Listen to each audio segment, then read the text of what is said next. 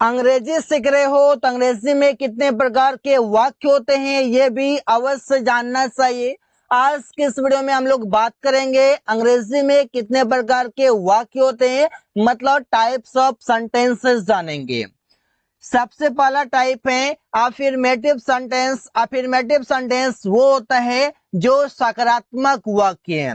सकारात्मक वाक्य वो होता है जैसे कि वे लोग दौड़ रहे हैं, तुम लोग खाना खा रहे हो, वे लोग क्रिकेट खेल रहे हैं, मैं बाजार जा रहा हूँ। ये सभी सेंटेंस आपके सकारात्मक वाक्य होते हैं। जैसे एग्जाम्पल है, हम लोग काम कर रहे हैं, वी आर वर्किंग। तुम लोग खाना पका रहे हो, यू आर कुकिंग फूड। में वे लोग उससे बात कर रहे हैं, they are talking to him. Ravi पत्र लिख रहा है, Ravi is writing a letter. तो ये भी सभी सेंटेंसेस आपके अफर्मेटिव सेंटेंस कहलाते हैं, मतलब सकारात्मक वाक्य हैं।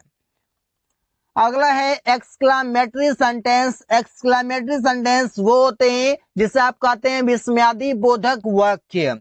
मतलब आप कहते हैं ऐसे वाक्य जिनमें अचानक उत्पन्न हुई भावनाओं जैसे खुशी, दुख या हैरानी आदि का व्यक्त किया जाए, वो वाक्य एक्सक्लामेटरी वाक्य कहलाता है, मतलब विस्मयादि बोधक वाक्य कहलाता है। तो एग्जाम्पल देखिए इस पार्ट होते हैं इस सेंटेंस में, oh my God, what a place, oh no, incredible, thank God. ये सभी जो आपके शब्द वाक्य जो हैं, ये सभी आपके एक्सक्लामेटरी वाक्य होते हैं। एक्सक्लामेटरी वाक्य वो होते हैं जिसमें आपका एक्सक्लामेटरी साइन भी होता है। इस पार्ट से आपका साइन होता है, ये आपका होता है एक्सक्लामेशन मार्क, जो भी आप यहाँ पर देख सकते हैं। तो ऐसे आप वाक्य कई सारे यूज करते हैं जहां पर आप बोलते हैं अचानक उत्पन्न हुई भावना। आप अचानक से बोलते हैं ओ माई गॉड, या भी बोलते हैं thank God, incredible, oh no, what a place. तो अचानक से आप बोलते हैं, चाहे उसमें आपको खुशी हो या फिर आपको कोई दुख हो या फिर आपको हैरानी हो, उस समय आप ये सभी बोलते हैं। ऐसे कई सारे वाक्य इंग्लिश में पाए जाते हैं और हम लोग बोलते भी हैं। ऑप्टेटिव सेंटेंस अगला टाइप है, इसका मतलब होता है वैकल्पिक वाक्य। इसका आप तभी यूज करते हैं जब आप प्रार्थना करते हैं या फिर आप किसी को दुआ या फिर आप बद्दुआ देते हैं। दुआ या बद्दुआ जब भी आप देते हैं उसमें आप यूज करते हैं ऑप्टेटिव सेंटेंस का, और इसमें भी आपका यूज होता है एक्सक्लामेटरी मार्क, मतलब एक्सक्लामेशन मार्क भी आप बोल सकते हैं। ऐसे आप कहते हैं भगवान करे तुम्हारी उम्र लंबी हो, तो सेंटेंस बोलते हैं मे यू लिव लॉन्ग। जब आप किसी को दुआ देते हैं मे यू लिव लॉन्ग, भगवान करे तुम्हारी उम्र लंबी हो। भगवान करे तुम्हें एक अच्छा जॉब मिले, तो may you get a good job. ऐसे वाक्य जब आप बोलते हैं उसमें आप किसी को दुआ देते हैं या फिर आप किसी को साफ भी देते हैं। दुआ बद्दुआ सब आप देते हो, उसमें आप ऑप्टेटिव सेंटेंस का यूज करते हैं। इस बातों को ध्यान में रखिए। भगवान आपको आशीर्वाद दे, गॉड ब्लेस यू बोल सकते हैं, या फिर मे गॉड ब्लेस यू भी आप बोल सकते हैं। गाइस आपको एक बात है ये भी ध्यान रखनी है कि आपको एक्सक्लेमेशन मार्क भी यूज जरूर करना है। तो ऐसे वाक्य आपके ऑप्टेटिव सेंटेंस कहलाते हैं। असर्टिव या डिक्लेरेटिव सेंटेंसेस ये क्या होते हैं? ये होता है आपका वर्णनात्मक या स्वीकारात्मक वाक्य होते हैं। इसमें आप किसी भी चीजों का वर्णन करते हैं, सेंटेंस आप बोलते हैं। जैसे कि मैं अंग्रेजी बोलना सीख रहा हूं क्योंकि मुझे जॉब करना है। सेंटेंस होगा मैं अंग्रेजी बोलना सीख रहा हूं, I am learning to speak English. इस पर से हो जाएगा I am learning to speak English क्योंकि because I have to do a job, मुझे जॉब करना है। इस बार से वो बीमार हैं लेकिन कमजोर नहीं है। सेंटेंस होगा he is ill but he is not weak. तुम लोग अभी तक सो रहे हो और मैंने अपना काम पूरा कर दिया। तो सेंटेंस होगा you are still sleeping and I completed my work. तो आप यहाँ पर देख सकते हैं कैसे आप वाक्य सब आप बोलते हैं, इसे कहा जाता है असर्टिव या डिक्लेरेटिव सेंटेंस कहा जाता है। वे लोग अंग्रेजी सीखने का प्रयास कर रहे हैं, they are trying to learn English. ऐसा आप वाक्य बोल सकते हैं। आगे है नेगेटिव सेंटेंस। नेगेटिव सेंटेंस मतलब होता है नकारात्मक वाक्य, जिस वाक्य में हिंदी में नहीं हो और इंग्लिश में नोट हो, उसे आप कहते हैं नेगेटिव सेंटेंस, मतलब नकारात्मक वाक्य आप कहते हैं। मैं तुमसे बात नहीं करूंगा, इस सेंटेंस में आप देख रहे हैं कि हिंदी में आपका नहीं लिखा हुआ है और इंग्लिश में आपका नोट लगेगा। जैसे I will not talk to you, मैं तुमसे बात नहीं करूंगा, यहाँ पर आप देख सकते हैं कि नोट आया हुआ है। वे लोग मैच नहीं खेल रहे हैं, they are not playing the match, इस वाक्य में भी आपका नहीं है हिंदी में और इंग्लिश में आपका नोट है। मेरा भाई उससे नहीं मिला है, my brother has not met him, यहाँ पर आपका हिंदी में नहीं और इंग्लिश में नॉट है। मतलब ये सेंटेंस आपका नेगेटिव सेंटेंस है। नेगेटिव सेंटेंस का मतलब ही होता है जिस वाक्य में आपका नॉट रहे और हिंदी में नहीं रहे। रमेश परीक्षा की तैयारी नहीं कर रहा है, Ramesh is not preparing for the exam. तो आप ऐसे सेंटेंस बना सकते हैं, नेगेटिव वाक्य से कहा जाता है। इंट्रोगेटिव सेंटेंसेस वो होता है जिसमें आप कहते हैं प्रश्नवाचक वाक्य।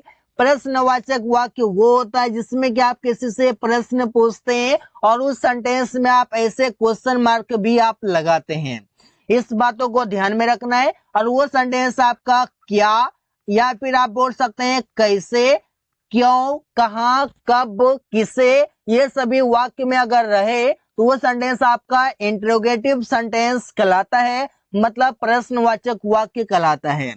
क्या तुम अभी सो रहे हो, सेंटेंस होगा आर यू स्लीपिंग नाउ। आप सेंटेंस देख रहे हैं कि आपका क्या लिखा हुआ है हिंदी में। इसी बार से प्रिया कैसे गिर गई, प्रिया कैसे गिर गई, तो सेंटेंस होगा how did Priya fall down.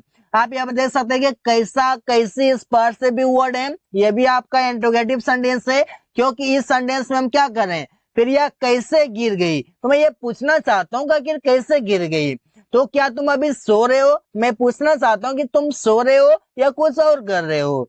इसी बार से अमन कहाँ गया, सेंटेंस होगा वेयर डिड अमन गो। यहाँ पर आपका कहाँ, कब, कैसे, कब, किसे, ये सभी आपका आ रहा है। तुम क्या कर रहे हो, व्हाट आर यू डूइंग, ये सभी सेंटेंसेस आपके इंट्रोगेटिव सेंटेंस कहलाते हैं। नेगेटिव एंड इंट्रोगेटिव सेंटेंसेस क्या होते हैं, इसे आप कहते हैं नकारात्मक और प्रश्नवाचक वाक्य। ऐसा वाक्य जिसमें आप नकारात्मक भी यूज करते हैं, मतलब कि आप इंग्लिश में नॉट भी यूज करते हैं, और प्रश्नवाचक मतलब आप उसमें प्रश्न भी पूछते हैं। एग्जाम्पल आपके सामने है, क्या तुम बाजार नहीं जाओगे। आप सेंटेंस आपका क्या से भी स्टार्ट हो रहा है और सेंटेंस में आपका क्या भी है और आपका नहीं भी है। तो सेंटेंस आपका नेगेटिव भी है, नहीं लगा हुआ है तो नेगेटिव भी है, और आप प्रश्न पूछ रहे हैं तो यहाँ पर आपका क्या भी लगा हुआ है। सेंटेंस होगा will you not go to market. इस बार से रवि क्यों नहीं खेल रहा है, आपका क्यों भी आ रहा है और नहीं भी आ रहा है, इसलिए आपका नेगेटिव भी है और इंट्रोगेटिव भी है। सेंटेंस बनेगा why is Ravi not playing, Ravi क्यों नहीं खेल रहा है। रोहित काम क्यों नहीं कर रहा है, why is Rohit not working. Sentence आप ऐसे बना सकते हैं, क्या तुमने खाना नहीं खाया, did you not eat food. यहाँ पर आप देख सकते हैं कि क्या भी लगा हुआ है, नहीं भी लगा हुआ है, क्यों भी लगा हुआ है, नहीं भी लगा हुआ है। तो आप ऐसे वाक्य कैसे बना सकते हैं। अगला टाइप है इंपरेटिव सेंटेंस, मतलब आज्ञा सूचक वाक्य। इस वाक्य को आप ऐसे बनाते हैं, एक गिलास पानी लाओ, bring a glass of water. कृपया खिड़की खोल दीजिए, तो प्लीज ओपन द विंडो। वहां जाओ, गो देयर। उससे बात मत करो, डोंट टॉक टू हिम। ऐसा वाक्य जिसमें आप आदेश देते हैं, जिसमें आप किसी से प्रार्थना करते हैं, निवेदन करते हैं। ऐसे आप कह सकते हैं कि आप किसी से निवेदन करते हैं, मतलब कि आप रिक्वेस्ट करते हैं, या फिर आप क्या करते हैं, आदेश देते हैं, निवेदन करते हैं। ये सभी जब आप करते हैं तो उसमें आप कहते हैं इंपरेटिव सेंटेंस आपका ये है। तो ऐसा वाक्य आप बना सकते हैं। और साथ ही साथ आप किसी को इससे सलाह भी देते हैं, जैसे आप कहते हैं माइंड योर लैंग्वेज, तो आप किसी को सलाह देते हैं कि ऐसी काम न करो।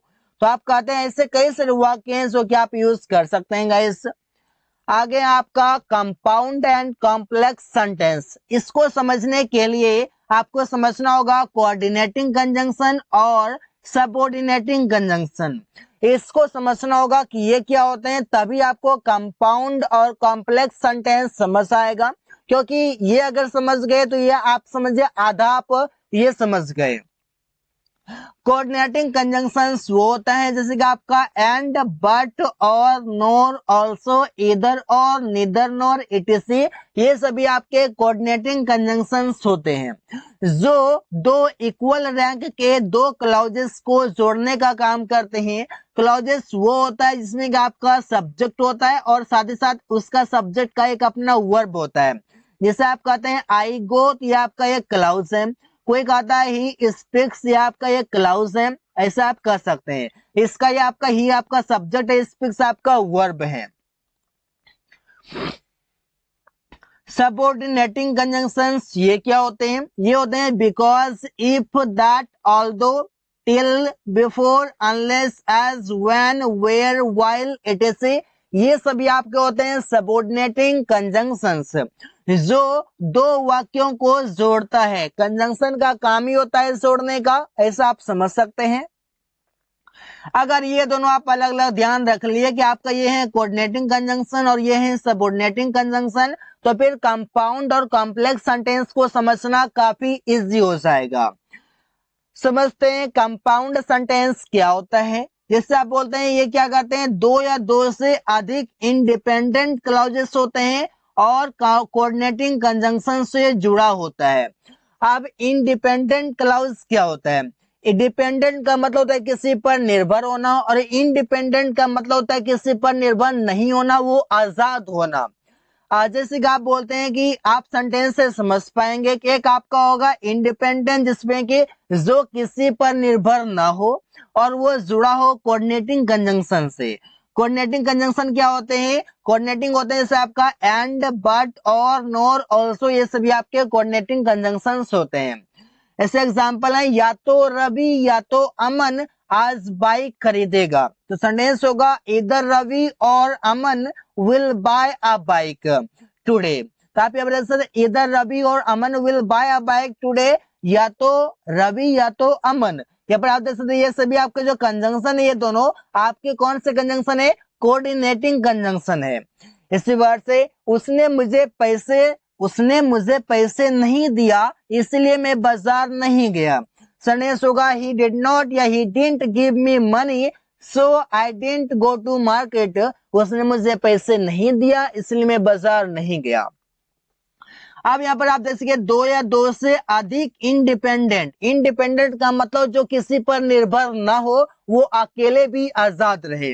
जैसे आप कह सकते हैं कि Aman will buy a bike, Aman bike खरीदेगा, बात कंप्लीट है। आप बोल सकते हैं he didn't give me money, उसने मुझे पैसे नहीं दिया, ये भी आपका इंडिपेंडेंट है। He I didn't go to market, मैं बाजार नहीं गया, ये भी आपका इंडिपेंडेंट है। तो दोनों आपका आजाद है, अलग अलग, दोनों भी आपका किसी से कोई मतलब नहीं है। लेकिन ये दोनों सेंटेंस, ये दोनों क्लाउजेस आपके ये जुड़े हैं किससे, तो कोऑर्डिनेटिंग कंजंक्शन से जुड़े हैं, इसलिए सेंटेंस आपका कंपाउंड सेंटेंस है। आगे इसी बार से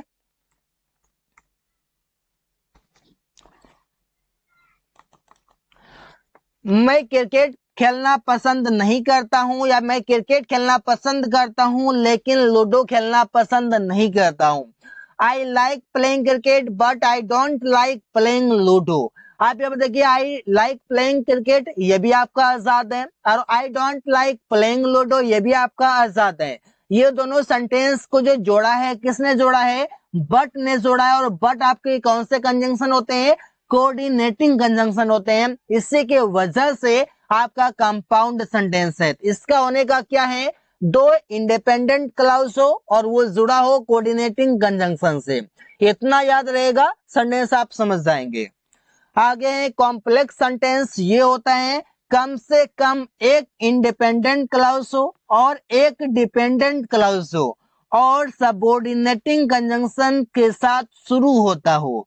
तो ये कंजंक्शन में आपको देखिए यहाँ पर कंडीशन जो है, कंडीशन क्या है, एक इंडिपेंडेंट क्लॉज हो और एक डिपेंडेंट क्लॉज हो, अलग अलग हो, एक डिपेंडेंट एक इंडिपेंडेंट, और जुड़ा हो किसके साथ, तो सबऑर्डिनेटिंग कंजंक्शन से। और साथ ही साथ क्या, ये शुरू भी जो होता हो किससे, सबऑर्डिनेटिंग कंजंक्शन से सेंटेंस शुरू भी होता हो उसे आप कहेंगे कॉम्प्लेक्स सेंटेंस। एग्जाम्पल देखिए, जब तक तुम नहीं आओगे मैं तुम्हें पैसे नहीं दूंगा। सेंटेंस होगा until you come I will not give you money. यहाँ पर आपके अंटिल लिखा हुआ और ये अंटिल आपके सबऑर्डिनेटिंग कंजंक्शन होते हैं, इसी के वजह से आपके ये सेंटेंस आपके कॉम्प्लेक्स सेंटेंस है। दूसरा कंडीशन है वो आपका इंडिपेंडेंट भी हो। इंडिपेंडेंट कौन से पार्ट है, आई will not give you money, मैं तुम्हें पैसे नहीं दूंगा, ये किसी पर डिपेंड नहीं है। लेकिन अगर मैं एक हूं अंटिल यू कम, जब तक तुम नहीं आओगे, तो अगला कहेगा जब तक तू नहीं आओगे तो क्या होगा, आगे आगे जानने की उत्सुकता बढ़ जाती है कि जब तक तुम नहीं आओगे तो आगे क्या होगा, ये भी जानना चाहता है। मतलब कि अगले सेंटेंस पर ये डिपेंड है, इसलिए इसे कहा जाता है डिपेंडेंट क्लॉज या डिपेंडेंट सेंटेंसेस भी आप बोल सकते हैं गाइस, लेकिन क्लॉजेस ही बोला जाता है। हालांकि वो थकी हुई थी फिर भी उसने खाना पकाई, तो सेंटेंस कैसे बनेगा, although she was tired yet she cooked food. यहाँ पर आपका जो सेंटेंस लिखा हुआ है शी कुक्ड फूड, उसने खाना पकाई, ये आपका इंडिपेंडेंट है, बोले ये आपका ये किसी पर निर्भर नहीं करता है। लेकिन अगर मैं ये पार्ट बोल दूं ऑल्दो शी वाज टायर्ड, हालांकि वो थकी हुई थी, थकी हुई थी तो अगला सुनेगा हालांकि वो थकी हुई थी, तो आखिर आगे क्या हुआ, तो आगे जानने की उत्सुकता बढ़ती है। मतलब कि एक आपका इंडिपेंडेंट क्लॉज है और एक डिपेंडेंट क्लॉज है, और जो सेंटेंस शुरू हो रहा है किससे, सबऑर्डिनेटिंग कंजंक्शन से। और सबऑर्डिनेटिंग कंजंक्शन कौन है, आपके यहाँ पर ऑल्दो लगा हुआ है, इसी से तो शुरू हुआ है।